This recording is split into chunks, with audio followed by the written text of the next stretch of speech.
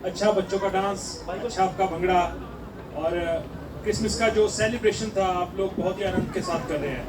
कि जब मैं यहाँ पर आया था तो आते समय मैंने देखा कि बहनें, सब लोग, भाई लोग, बड़े बच्चे, बुजुर्ग, सब लोग प्रभु की उपस्थिति में आनंद कर रहे हैं। हमें समझ एक सौभाग्य की बात है कि हम सब लोग परमेश्वर की उपस्थिति में हैं और उस जीवित परमेश्वर की उपस्थिति में हैं जिसने हमें संसार से अलग किया है। सुप्रियो, आज हमारे लिए बहुत ही सौभाग्य की बात है, पूरे विश्व में, पूरे संसार में प्रभु यीशु मसीह का जन्म उत्सव मनाया जा रहा है। हम अलग अलग तरीके से इसको बोलते हैं, कोई इसको क्रिसमस बोलता है, कोई इसको बोलता है मैरी क्रिसमस, कोई इसको प्रभु यीशु मसीह का जन्म उत्सव बोलता है, कोई इसको प्रभु यीशु मसीह का जन्म का दिन बोलता है। अलग अलग हमारी धारणाएं हो सकती हैं, लेकिन बाइबल इस बात में पक्का हमें आश्वासन देती है कि प्रभु यीशु मसीह इस संसार में आया, प्रभु यीशु मसीह उद्धारकर्ता बनकर इस संसार में आया और मनुष्य के रूप में प्रभु यीशु मसीह ने जन्म लिया। सुप्रियो, मेरे पास आपके लिए जो संदेश है, मैं चाहता हूं एक भैया बहन मेरा साथ देने के लिए जो आयतें मैं आपको बोलूंगा पढ़ने के लिए, तो आप उन आयतों को, बाइबल के पदों को आप मेरे साथ पढ़ सकते हैं।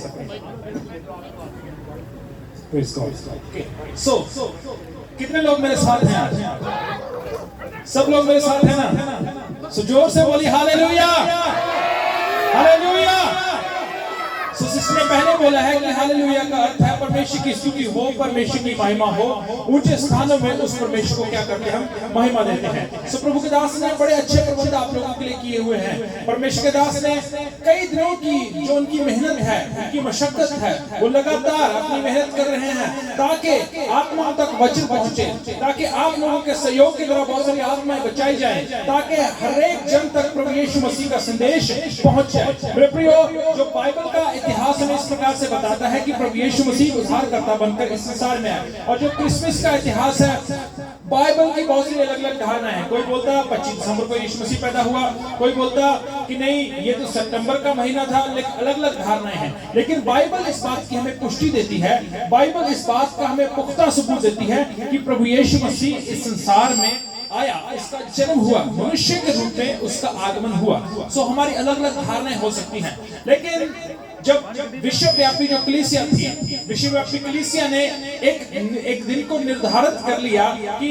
क्यों ना हम 25 दिसंबर को प्रभु यीशु मसीह का जन्म उत्सव मनाएं, ताकि लोग बारी बारी क्या कर सके, जान सके कि यीशु मसीह उद्धारकर्ता बनकर इस संसार में आया है। सो उनकी एक अच्छी कोशिश थी। आज उनकी पूरी अच्छी कोशिश की वजह से मसीही लोगों को पूरे संसार में क्या किया जाता है? जाना जाता है। 800 करोड़ लोग हैं इस दुनिया में, 800 करोड़ की आबादी है इस पृथ्वी के ऊपर। उनमें से लगभग 450 करोड़ लोग आज प्रभु यीशु मसीह के शिष्य हैं। आज प्रभु यीशु मसीह को मानने वालों की तादाद, उनकी गिनती, उनकी संख्या बहुत ज्यादा है। इसका कारण है कि बहुत सारे लोगों ने अपनी कोशिशों के द्वारा, बहुत सारे लोगों ने अपने मेहनत के द्वारा प्रभु यीशु मसीह के सुसमाचार को बहुत सारे लोगों तक पहुंचाया। और परमेश्वर दास ने भी और समूह कलीसिया ने भी ये एक कोशिश की है कि जो परमेश्वर का संदेश है, ये शुभ संदेश है, सब लोगों तक पहुंचे। सो आइए प्रियो, एक उदाहरण के साथ मैं शुरू करना चाहता हूं। कितने लोगों ने सिकंदर महान का नाम सुना है, जिसने पूरे संसार को जीतने का फैसला किया था? यूनानी राजा था वो, ग्रीस से आया था वो, पूरे संसार को जीतता हुआ वो भारत में भी पहुंचा। एक समय था कि वो भारत में भी युद्ध लड़ने लगा, लेकिन बहुत सारी मुश्किलों का उसको सामना करना पड़ा। भारत में भी वो सफल हुआ, पोरस राजा के साथ उसने युद्ध को लड़ा, जीता भी। लेकिन आपको पता है कि 33.5 साल की उम्र में, लगभग 33.5 साल या 34 साल की उम्र में उसकी मृत्यु हो गई। एक घटना उसके जीवन से आज मैं आपको साझा करना चाहता हूं, जो हमारे जीवन के लिए बहुत ही ज्यादा महत्वपूर्ण है। एक बार क्या हुआ, जो उसका एक अच्छा सेनापति था, उसका अच्छा सलाहकार था और वो उसका अच्छा मित्र भी था। सिकंदर का बहुत अच्छा दोस्त था, दोनों बहुत अच्छे मित्र थे, दोनों में बहुत ज्यादा प्रेम था, मोहब्बत थी। और जब वो कोई युद्ध को जीतते थे तो जो सिकंदर था उसकी सलाह लेता था कि हमें क्या करना है, पीछे से हमला करना है, आगे से हमला करना है, या फिर किस रीति से हमें हमला करना है दुश्मन की सेना के ऊपर। सो इस रीति से जो उसका सेनापति था, सलाहकार था, वो हमेशा उसके साथ साथ चलता था और इस प्रकार से बहुत सारे युद्धों को दोनों ने मिलकर जीता। लेकिन एक बार क्या होता है दोनों की कुछ गलत आदतें थी। जो उसका सेनापति था, जो उसका सलाहकार था, उसकी गलत आदत थी, वो शराब बहुत ज्यादा पीता था। एक युद्ध जीतने के बाद शाम को सब लोग इकट्ठे हुए, उसके सैनिक भी वहां पर इकट्ठे हुए। सिकंदर के जो सैनिक हैं उसके सामने झुकते थे, उसको दंडवत करते थे, क्योंकि वो जानते थे कि हमारा राजा है, ये हमें अगुवाई कर रहा है। लेकिन क्या हुआ, वो जो सलाहकार था इतना नशे में वो धुत हो गया, इतनी जल्द ज्यादा उसने शराब पी ली। शराब पीने के बाद उसने सिकंदर को मजाक मजाक में बहुत सारी बातें बोल दी, उसको ठट्ठों में उड़ाया, उसका गलत मजाक उड़ाया। मजाक उड़ाने के बाद सिकंदर को उसके ऊपर बहुत गुस्सा आया कि मैं लगभग 3-4 घंटे से देख रहा हूँ, हमने जीता है, जंग को जीता है, युद्ध को जीता है, भले ये मेरा साथ देता है, लेकिन इसकी इतनी हिम्मत क्यों हुई कि इसने मेरा जो मजाक है मेरे सैनिकों के सामने, मेरी प्रजा के सामने उड़ाया। और उसके बाद सिकंदर ने गुस्से में आकर क्या किया, गुस्से में आकर उसके सर के ऊपर वार कर दिया, और चोट इतनी गहरी थी, चोट लगने के कारण कुछ ही दिनों के अंदर उसकी मृत्यु होगी। हालांकि जब दोनों का नशा उतरा तो सिकंदर ने उसको बचाने की कोशिश भी की, अलग अलग वैद्य, अलग अलग डॉक्टर्स को उसने बुलाया कि कम से कम इसको अच्छा से अच्छा इलाज किया जाए, अच्छा से अच्छा ट्रीटमेंट इसका किया जाए, परंतु उसको जो उसका इलाज था वो सफल नहीं हो पाया, और कुछ ही दिन के अंदर गहरी चोट लगने के कारण उसकी मृत्यु हो गई। और आपको पता है सिकंदर उसके बाद तनाव में चला गया, डिप्रेशन में चला गया, सिकंदर को कुछ याद नहीं रहने लगा। सिकंदर को उसके दोस्त की जो मृत्यु थी इस प्रकार से चुभने लगी, वो अपने आप को दोषी ठहराने लगा, और उस मृत्यु के कारण वो इतना तनावग्रस्त हो गया। एक समय आया वो बिस्तर के ऊपर चला गया। बहुत से लोग बोलते हैं कि सिकंदर बिस्तर के ऊपर लेट गया और जाते समय वो अपने साथ कुछ लेके गया। प्रियो, वो उसका अच्छा दोस्त था, बचपन का दोस्त था, युद्ध में वो साथ थे, हर एक युद्ध को उन्होंने मिलकर जीता, लेकिन दोनों में एक एक कमी थी। एक के अंदर थी कि वो जो शराब पीता था, वो शराब पीकर उसका जो सलाहकार था, जिसका कत्ल सिकंदर ने खुद कर दिया था, वो शराब पीने की आदत के कारण अपने दोस्ती को क्या किया, उसने गवा दिया। और सिकंदर के अंदर आदत थी, अपने गुस्से को वो कंट्रोल नहीं कर पाता था, और जिसके कारण उसने अपने प्रिय दोस्त को क्या कर दिया, मार दिया। मेरे प्रियो, मैं आज आपको इन बातों को इसलिए आगे लेके जाना चाहता हूं, आपको बताना चाहता हूं कि इस संसार में बहुत सारे महान लोग, इस संसार में बहुत सारे ऐसे लोग जिन्होंने बहुत बड़े बड़े कार्य किए होंगे, इस संसार में रहते हुए बहुत सारे युद्ध जीते होंगे, इस संसार में रहते हुए उन्होंने संसार को कंट्रोल किया होगा, नियंत्रण किया होगा, लेकिन बाइबल स्पष्ट रीति से बताती है कि कोई भी मनुष्य इस संसार में जो आया है, जिसने मां के गर्भ से जन्म पाया है, वो संपूर्ण नहीं है। सो प्रियो, क्रिसमस क्यों महत्वपूर्ण है, क्रिसमस का क्या हमारे जीवन में महत्व है। पहले हम देखेंगे उन 5 लोगों के बारे में जिन लोगों ने, जब प्रभु यीशु मसीह का जन्म हुआ या प्रभु यीशु मसीह ने इस संसार में जन्म लिया, तो उसके जन्म लेते लोगों ने खुशी मनाई। सबसे पहला हम देखेंगे कि स्वर्गदूतों ने क्या किया, खुशी को मनाया। लूका रचित सुसमाचार 2 है, उसकी 13 और 14 आयत को पढ़ते हैं। तब एकाएक उस स्वर्गदूत के साथ स्वर्गदूतों का दल परमेश्वर की स्तुति करते हुए और यह कहते दिखाई दिया, आकाश में परमेश्वर की महिमा और पृथ्वी पर उन मनुष्यों में जिनसे वह प्रसन्न है शांति हो। पहली बात हम यहाँ पर पढ़ते हैं, प्रभु यीशु मसीह का जब जन्म होता है तो सबसे पहली खुशी थी वो कहाँ मनाएगी, वो स्वर्ग में मनाएगी। तो ये बातें दर्शाती हैं कि प्रभु यीशु मसीह का जो जन्म था कोई साधारण जन्म नहीं था। प्रभु यीशु मसीह का आज हम पृथ्वी के ऊपर उसका जन्म उत्सव मना रहे हैं, आज पृथ्वी के ऊपर रहते हुए हम खुशियां मना रहे हैं, लेकिन बाइबल बताती है कि जब प्रभु यीशु मसीह ने इस संसार में जन्म लिया तो सबसे पहले जो स्वर्ग था, स्वर्ग से क्या हुआ, आनंद हुआ।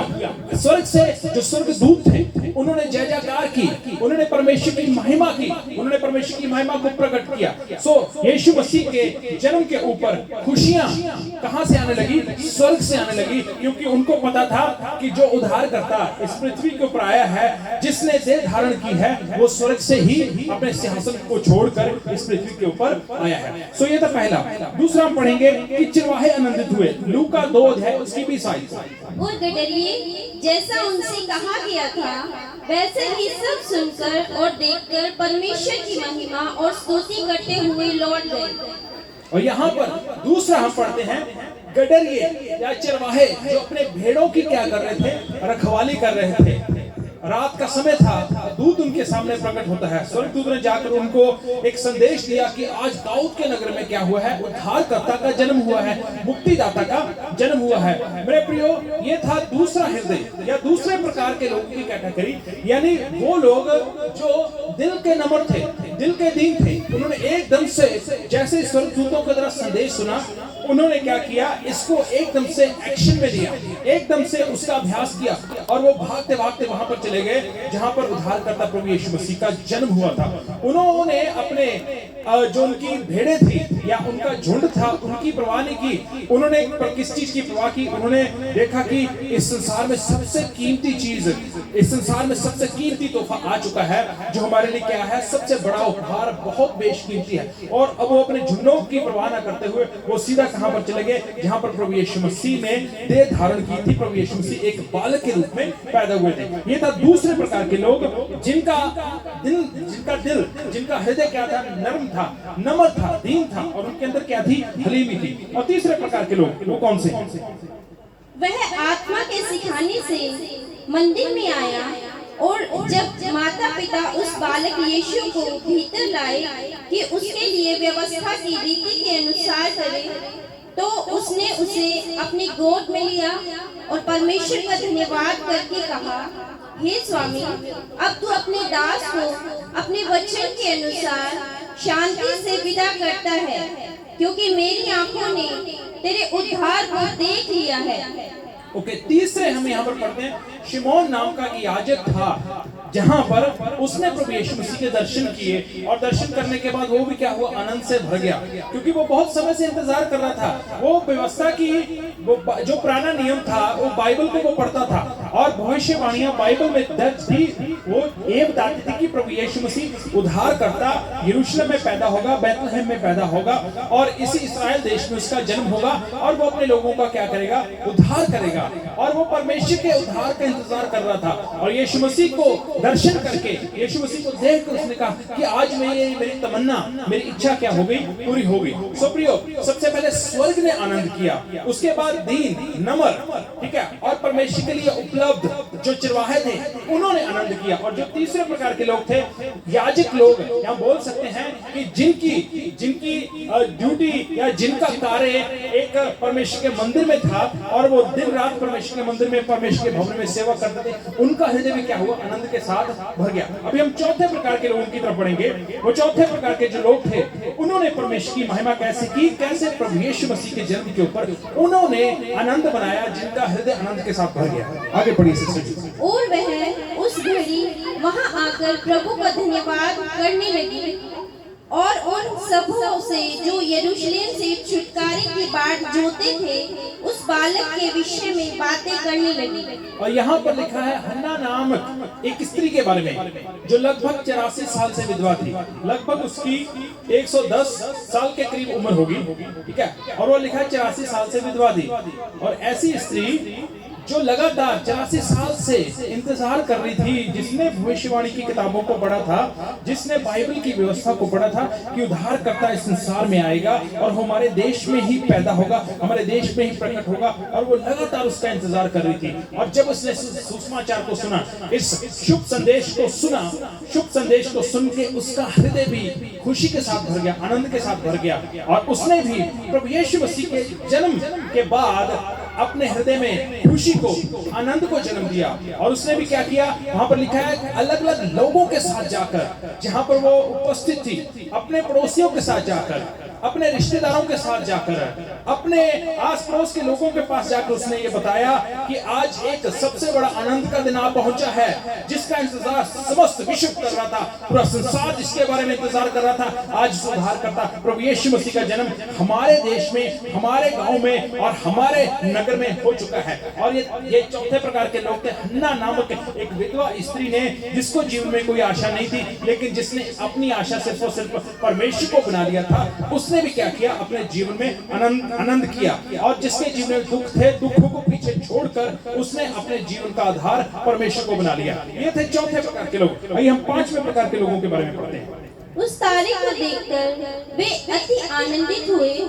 उन्होंने उस घर में पहुंचकर उस बालक को उसकी माता मरियम के साथ देखा और मुंह के बल गिरकर बालक को प्रणाम किया और अपना अपना थैला खोलकर उसको सोना और लोबान और गंधरस की भेंट चढ़ाई। और यहाँ पर 5वें प्रकार के लोगों के बारे में लिखा है कि 3 जो मयूसी थे, 3 बुद्धिमान पुरुष, वो क्या हुए, वो चलते हुए तारे का सहारा लेते हुए वहां पर पहुंचे जहां पर उद्धारकर्ता प्रभु यीशु मसीह ने देह धारण की थी, वो बालक के रूप में पैदा हुए थे। मेरे प्रियो, वो ऐसे लोग थे जो ज्ञान के साथ भरे हुए थे। ये बात दर्शाती है कि परमेश्वर ने इस संसार में अपना ज्ञान रखा है। परमेश्वर ने इस संसार में अपना अस्तित्व के बारे में बहुत सारे चिन्ह रखे हैं। ये आसमान हमें बताता है, ये तारे हमें बताते हैं, ये सूर्य हमें बताता है, ये चंद्रमा हमें बताता है, पहाड़ हमें बताते हैं, बड़े पेड़ पौधे, बड़े जंगल और उसकी सृष्टि, चाहे वो पक्षी हो, चाहे वो जानवर हो, जो कुछ भी परमेश्वर ने बनाया, ये चीजें बताती हैं कि इनको बनाने वाला कोई ना कोई है। इतनी कलाकृतियां कोई आम इंसान नहीं बना सकता, इनके पीछे कोई तो कारण है। तो उसको उनको पता चल गया कि एक है जो सृष्टि करता है और जिसका इंतजार पूरा समस्त विश्व कर रहा था, और आज वो दाऊद के नगर में क्या हुआ है, वो पैदा हुआ है, उसका जन्म हुआ है। तो वो तारे का सहारा लेते हुए कहां पर पहुंचे, वहां पर पहुंचे जहां पर यीशु मसीह ने जन्म लिया था। सो ये वो लोग थे जो ज्ञानी लोग थे, वो ज्ञान रखने वाले लोग थे। प्रियो, 5 प्रकार के लोगों के बारे में पहले हमने देखा है कि सबसे पहले जो लोग थे वो थे स्वर्गदूत। स्वर्ग ने भी आनंद किया, ठीक है। दूसरे प्रकार के लोग थे चरवाहे, जो प्रभु के लिए क्या थे, उपलब्ध थे। तीसरे लोग शिमोन याजक, यानी जो परमेश्वर के मंदिर में लगातार सेवा देते थे, भवन में सेवा देते थे, वो भी इंतजार कर रहे थे। हन्ना नामक ऐसी विधवा औरत जो दुख में थी, लेकिन दुख में रहते हुए भी वो परमेश्वर का इंतजार कर रही थी। और 5वें बुद्धिमान पुरुष, जो ज्ञान रखने वाले पुरुष थे। आगे हम पढ़ते हैं, अगर हम मत्ती रचित सुसमाचार 2 है उसकी 16 को पढ़ते हैं। 5 प्रकार के जो लोग थे वो आनंदित हुए। ज्ञानी भी आनंदित हुए, स्वर्ग भी आनंदित हुआ और दुख में रहने वाली हन्ना भी आनंदित हुई। याजक जो सेवकाई कर रहा था भवन में, वो भी आनंदित हुआ। सब लोग आनंदित हुए, बुद्धिमान पुरुष भी आनंदित हुए, ज्ञान रखने वाले। लेकिन एक था जिसको बहुत ज्यादा दुख हुआ यीशु मसीह के पैदा होने के बाद। और पढ़िए आपको शायद को मत्ती रचित सुसमाचार उसका 2 है उसकी 16। तब हेरोदेस ने यह देखा कि ज्योतिषियों ने उसके साथ धोखा किया है, तब वह क्रोध से भर गया और लोगों को भेजकर ज्योतिषियों द्वारा ठीक ठीक बताए गए समय के अनुसार बेतलहम और उसके आसपास के स्थानों के सब लड़कों को जो 2 वर्ष के या उससे छोटे थे मरवा डाला। यहाँ पर बाइबल में पढ़ते हैं हेरोदेस नामक राजा जो कठोर हृदय वाला व्यक्ति था। 5 प्रकार के नम्र दिल वाले लोग जिन्होंने स्वीकार किया यीशु मसीह को, उसके जन्म को उन्होंने स्वीकार किया, आनंद किया। लेकिन ये कठोर हृदय वाला व्यक्ति, राजा जो गद्दी के ऊपर बैठा है, जो वहां पर यरूशलेम में राज्य कर रहा है, इसराइल के ऊपर राज्य कर रहा है, रोम में राज्य कर रहा है, और उसका जो डंका है पूरे विश्व में बज रहा है। और बहुत सारे लोग उसको दंडवत करते हैं, उसके आगे झुकते हैं, लेकिन वो किसी के आगे झुकने के लिए तैयार नहीं था। जब उसने ज्योतिषियों के द्वारा सुना, बुद्धिमान पुरुषों के द्वारा सुना कि उद्धारकर्ता इस नगर में पैदा हो चुका है, तो उसको घबराहट होने लगी। वो हड़बड़ाहट में चला गया। उसको इस रीति से होने लगा कि ये कहीं ये बच्चा बड़ा होके मेरी गद्दी न छीन ले, ये कहीं बड़ा होके मुझे राज्य से हटा दे। कहीं ऐसा ना हो कि मैं एक राजा हो, जब इस समय मैं राजगद्दी के ऊपर बैठता हूँ एक राजा के रूप में, कहीं ऐसा ना हो कि मेरा जो राज्य है मेरे हाथ से छीन लिया जाए। तो घबराहट होने लगी, और घबराहट होने के बाद उसने गलत कदम उठाया और उसने बोला कि जितने भी 2 साल के बच्चे हैं, जितने भी छोटी उम्र के बच्चे हैं, 3 साल के, 4 साल के, उन सबको क्या कर दो, नए जन्म हुए बच्चों को तुम क्या कर दो, मार डालो। उसके सैनिकों ने क्या किया, यही किया। एक कठोर हृदय वाला व्यक्ति, एक पत्थर दिल व्यक्ति, सबने स्वीकार किया। लेकिन उस बंदे ने क्या किया, यीशु मसीह को स्वीकार नहीं किया, यीशु मसीह को रिजेक्ट किया, यीशु मसीह को उसने ठुकराया और मारने की कोशिश उसने की। सुप्रियो, ये पढ़ते हैं हम 6 प्रकार के लोग हैं कि उनका जो रवैया था यीशु मसीह के जन्म के ऊपर कैसा। ठीक है। दुख में रहने वाले लोग जैसे हन्ना, आनंदित, ठीक है। याजक सेवकाई करने वाले वो भी आनंदित।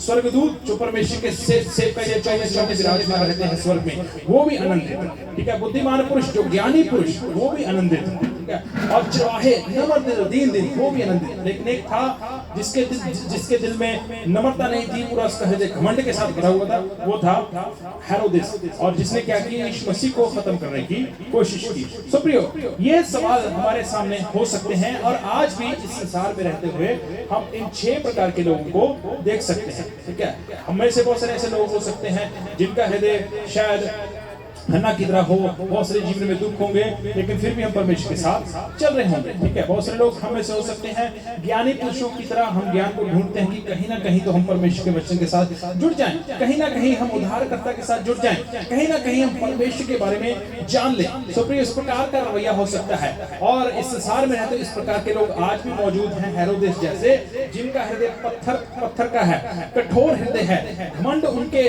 जीवनों में भरा हुआ है और प्रभु यीशु मसीह को वो तुच्छ जानते हैं। लेकिन बहुत सारे सवाल जब लोग खड़े करते हैं, बहुत सारे सवाल लोग लेके आते हैं प्रभु यीशु मसीह के बारे में, तो 3 मुख्य सवाल मैं आपके आगे रखना चाहता हूं।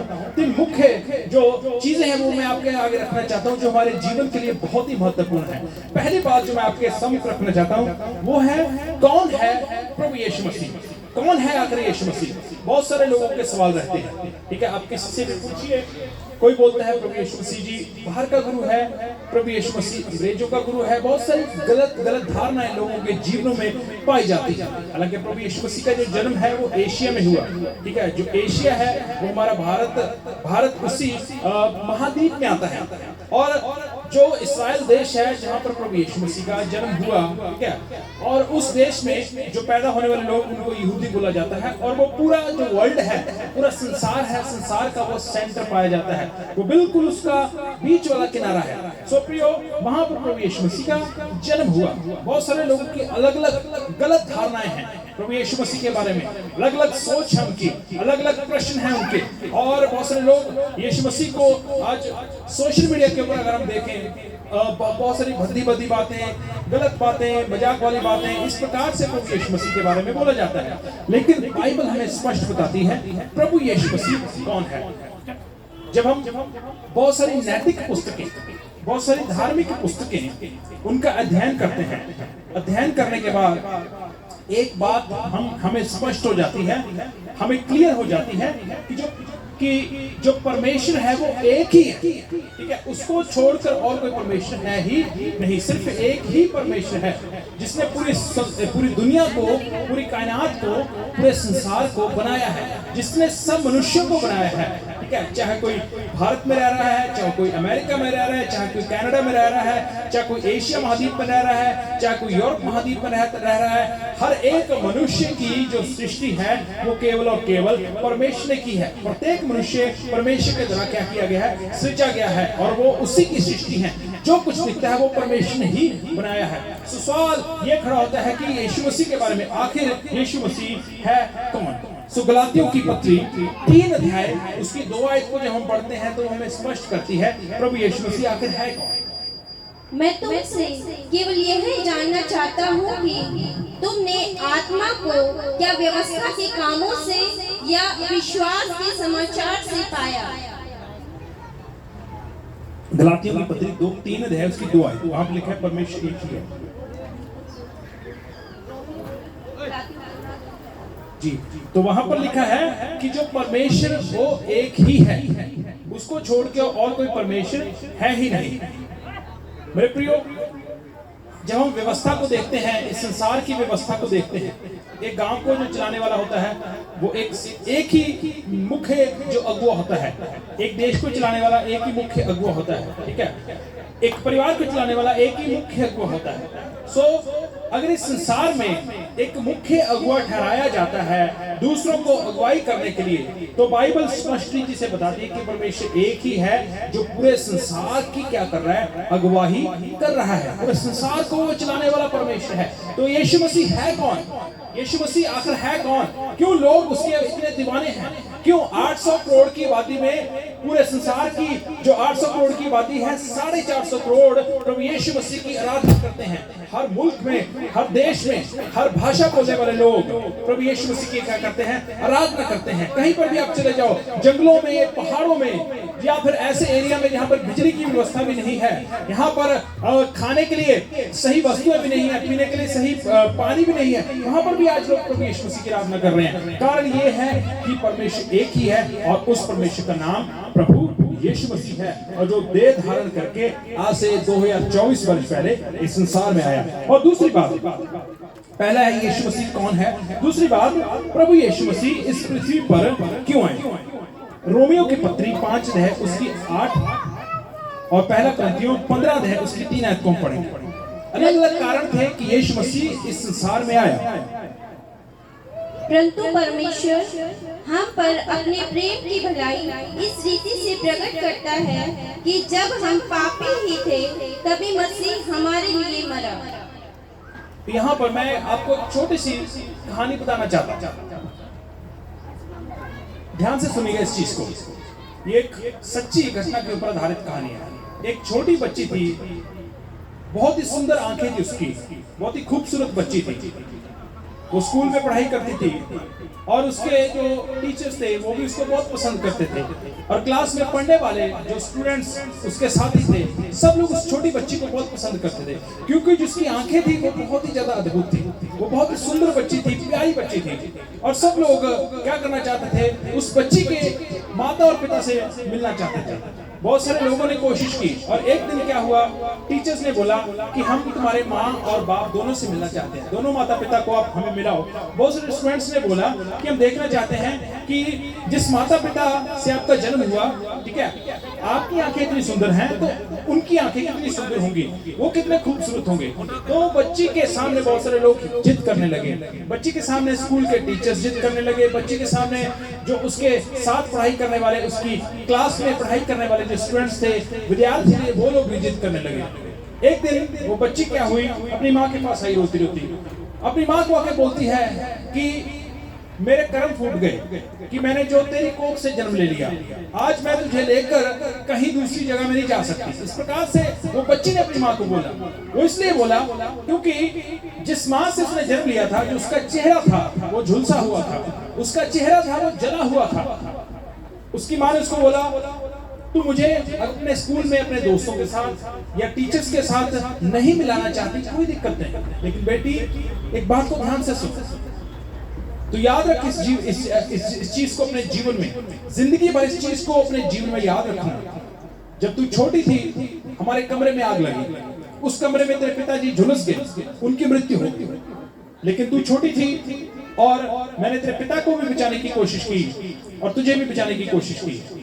तेरे पिता तो नहीं बच पाए, लेकिन जैसे तैसे करके उस कमरे में जहां पर आग लगी थी, मैंने तुझे बचा लिया, और तुझे बचाते बचाते मेरा आधा जो शरीर था वो सड़ गया और उसके वो झुलस गया आग के साथ, और मेरा चेहरा जो है वो भी आग के साथ झुलस गया।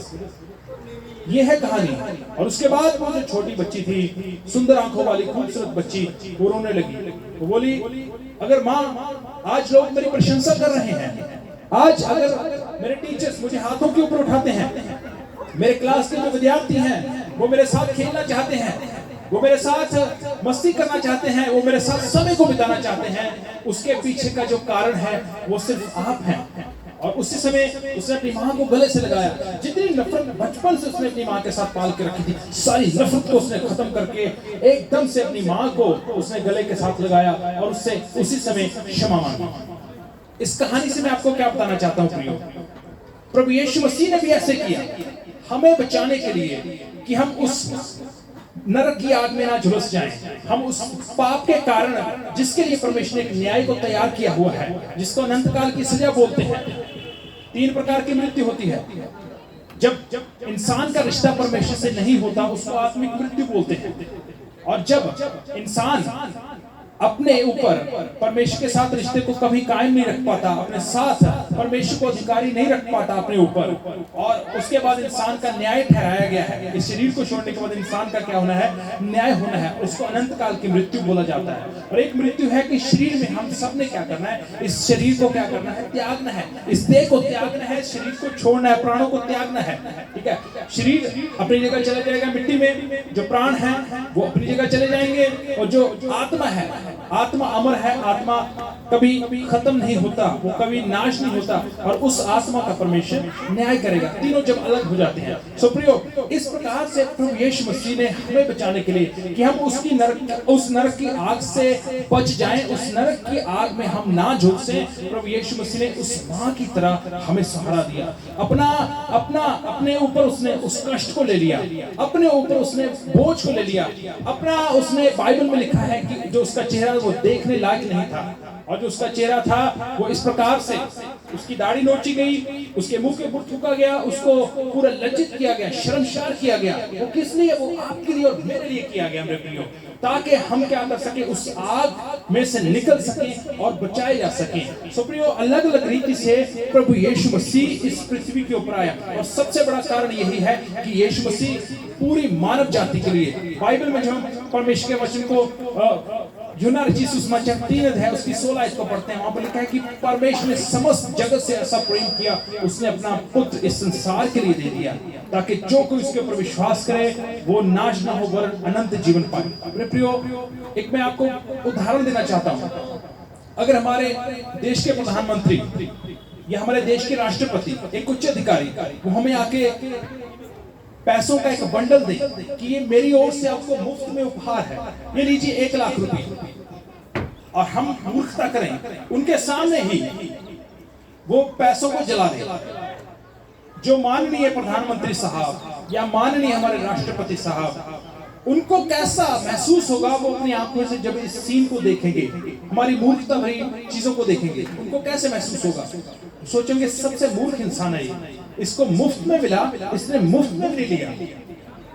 हाँ, पहली बात, हम उस मुफ्त के तोहफे को ठुकरा रहे हैं। दूसरी बात, जिस अधिकारी ने, जिस उच्च अधिकारी ने, हमारे देश के माननीय अधिकारी ने हमें अपने हाथों से वो चीज गिफ्ट की है, उपहार की है, हम उसका अपमान कर रहे हैं। और तीसरा, जिस करेंसी को हमने जलाया है वो भी क्या है? अनैतिक है, वो भी कानून के दायरे में नहीं आती है।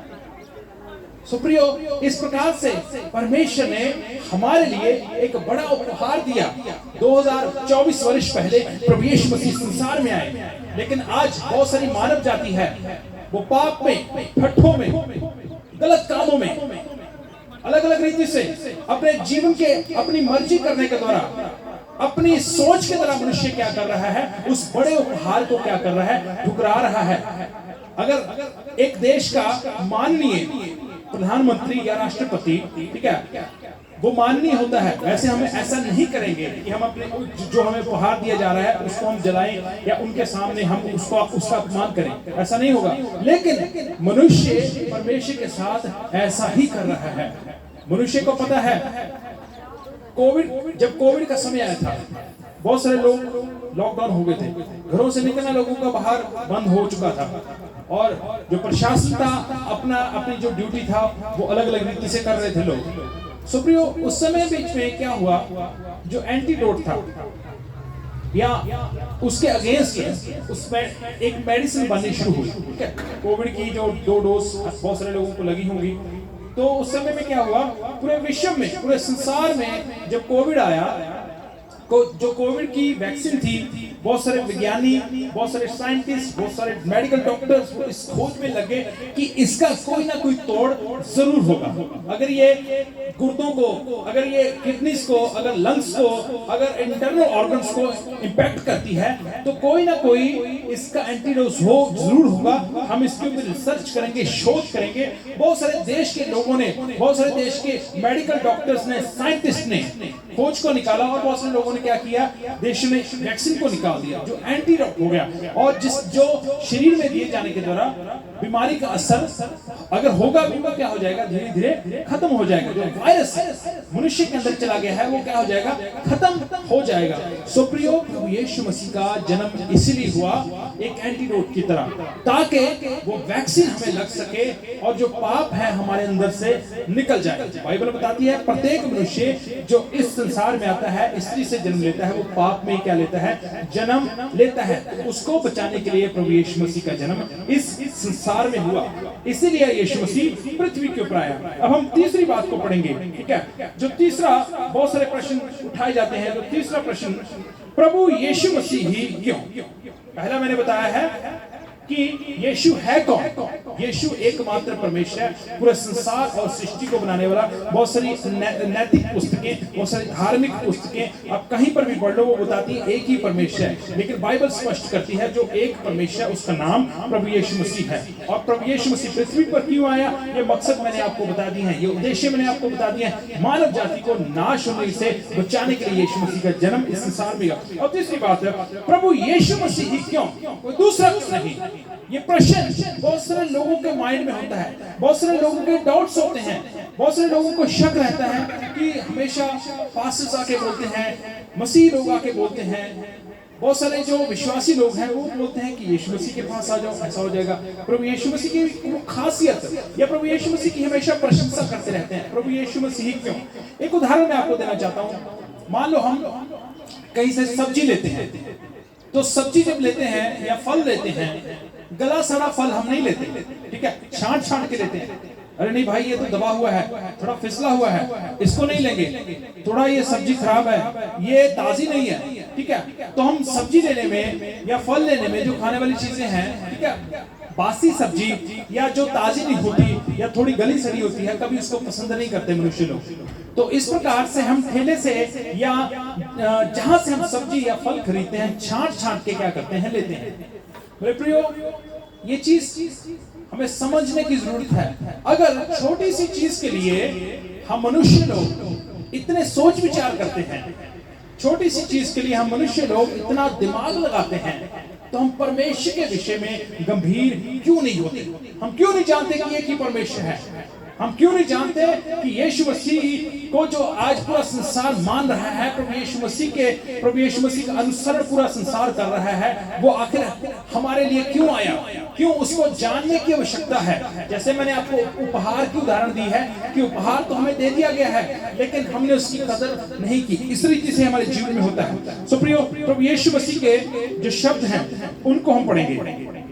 मेरे साथ आप पढ़िए, पहला पत्रस 2 है उसकी 22 आयत।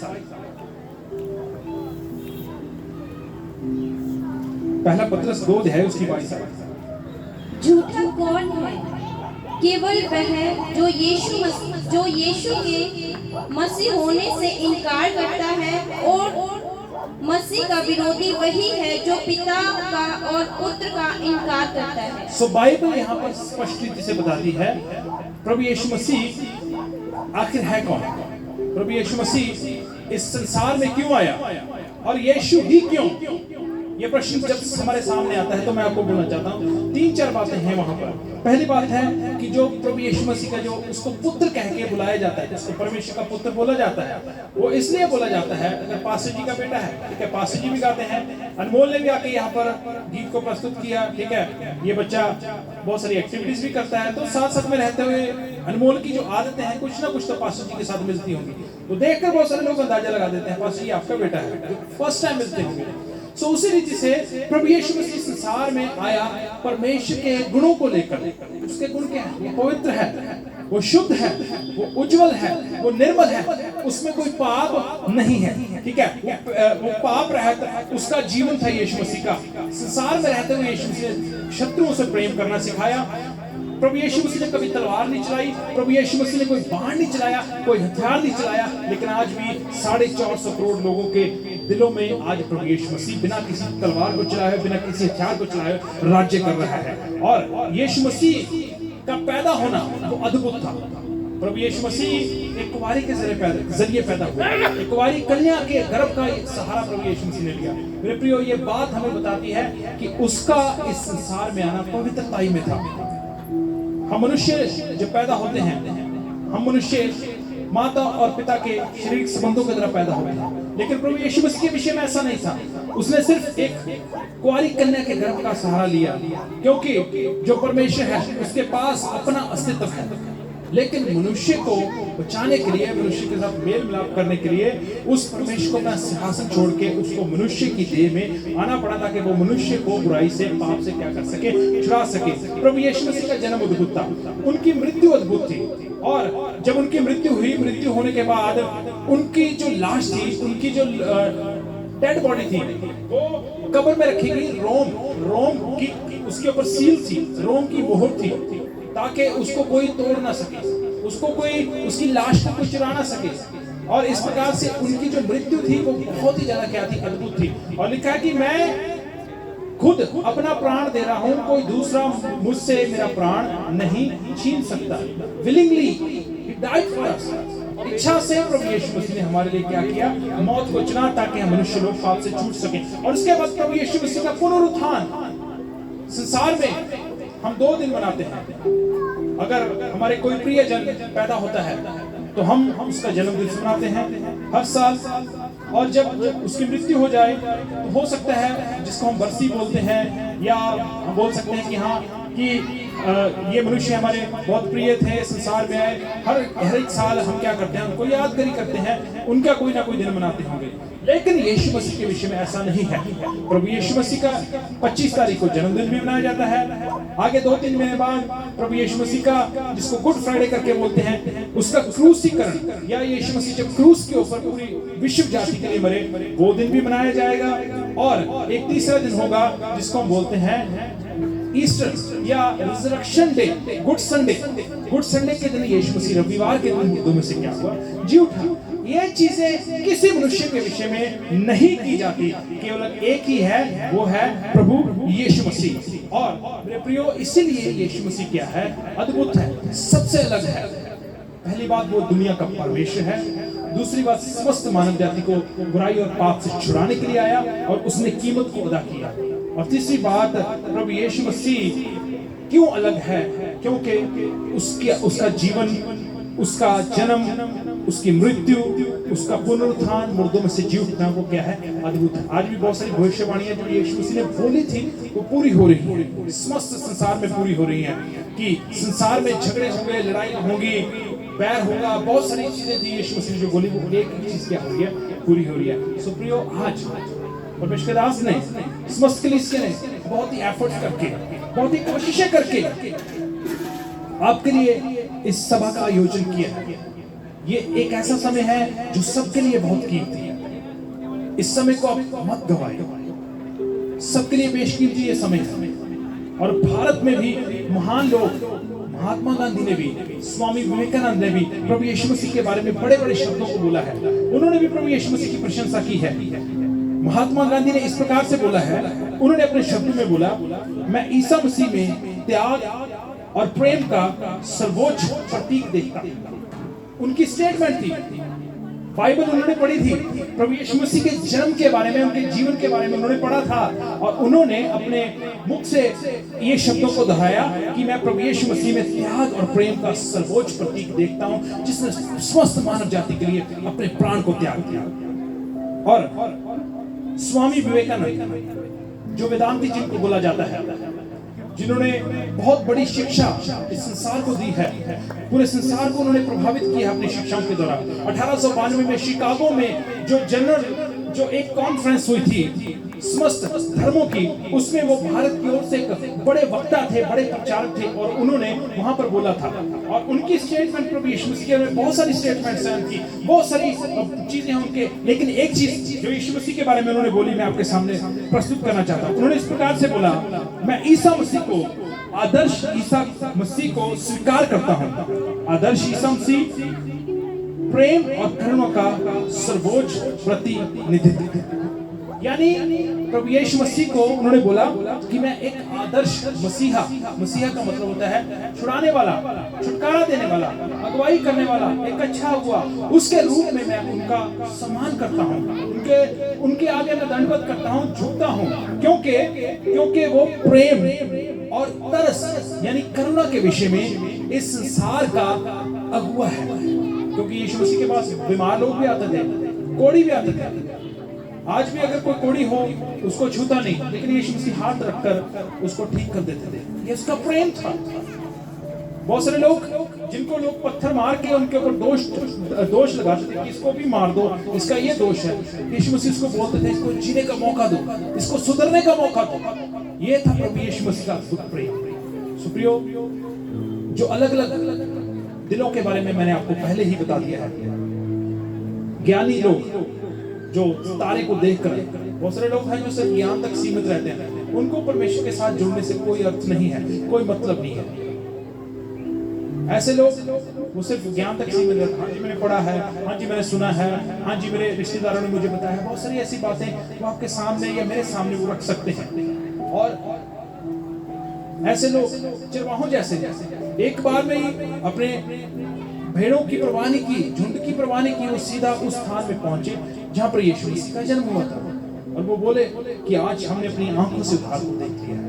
नम्र दिल हमेशा उपलब्ध, उसके संदेश को बिना किसी घमंड के स्वीकार किया। और एक ऐसा तीसरा ऐसा हृदय, कठोर हृदय हेरोदेस का, मेरे से ऊपर कोई नहीं जा सकता। मेरे प्रियो, प्रत्येक मनुष्य इस संसार में परमेश्वर की ही सृष्टि है।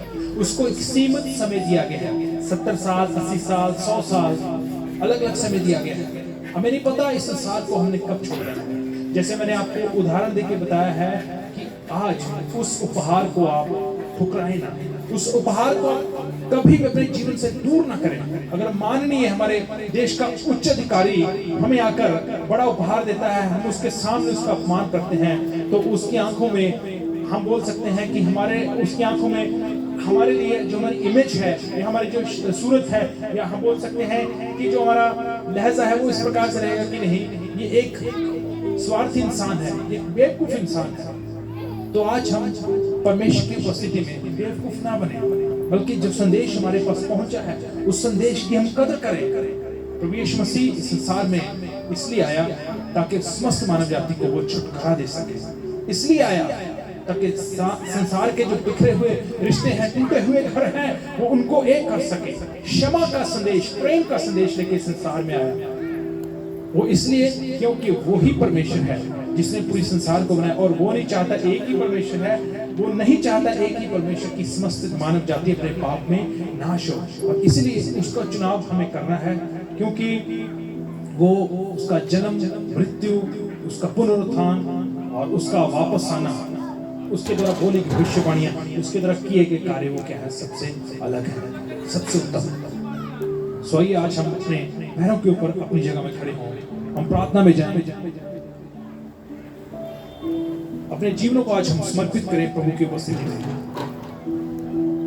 एक बात यहाँ पर हम गौर करें कि जो हमारा परमेश्वर है वो सबसे प्रेम करता है, बिना किसी पक्षपात से वो प्रेम करता है, और जो उपहार सबका साझा है।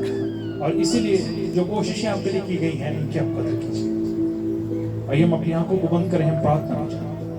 हमारे स्वर्गीय पिता परमेश्वर, हम आपका धन्यवाद करते हैं प्रभु, आज के अच्छे सुंदर समय के लिए प्रभु, अच्छे तोहफे के लिए, उपहार के लिए जो यीशु मसीह के नाम से पिता आपने हमें दिया। प्रत्येक जन इस तोहफे की कदर करे, इस उपहार को वो प्रभु जी अपने जीवन में ग्रहण करने पाए, अपने लोगों को तो आशीषित करे, अपनी आशीषों के साथ भर, ताकि प्रभु जी इस तोहफे को स्वीकार करने के द्वारा जो आत्मिक मृत्यु में है और वो अनंत काल की मृत्यु का न्याय जिनके ऊपर है, उससे वो छूट सके और तेरी संतान बनकर वो आशीष को पा सके। तू किसी से पक्षपात नहीं करता प्रभु, प्रत्येक से प्रेम करता है। तू हर एक का परमेश्वर है, क्योंकि एक ही परमेश्वर है संसार का। अपने लोगों को आशीषित कर, बंधनों से छुड़ा, आजाद कर, यीशु मसीह के नाम से, आमीन। सुप्रियो, प्रभु आप सबको आशीष दे। जितने मसीही भाई बहन यहाँ पर खड़े हैं वो अपने हाथ को दिखा दीजिएगा। आपसे एक मेरा निवेदन है, प्रभु यीशु मसीह का जब जन्म हुआ, मरियम और यूसुफ ने बड़े दुख के साथ प्रभु यीशु मसीह को जन्म दिया। दोनों भटकते रहे।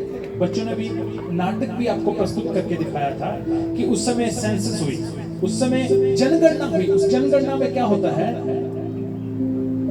जो जहां का नागरिक है, जहां पर उसका गृह स्थान है, वो वहां से क्या करे, रिपोर्ट को कलेक्ट करे, सूचना को कलेक्ट करे, इकट्ठी करे, पूरी जानकारी लेके आए।